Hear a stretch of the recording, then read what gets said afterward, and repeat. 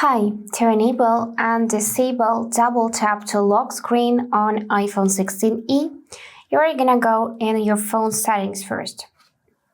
Now find accessibility in the list, and after that, go in touch section.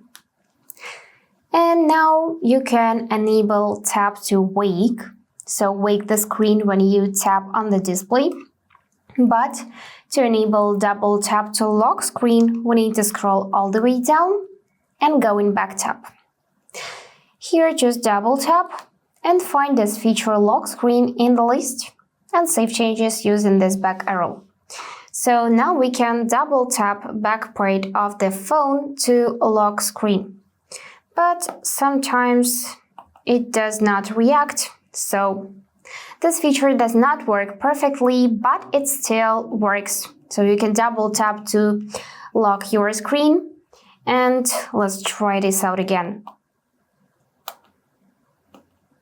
Yep, it's working, and now we can tap to wake it up.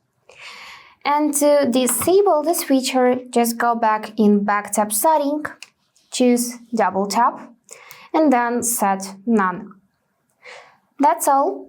If this video was helpful, please subscribe, like and comment. And I wish you all the best.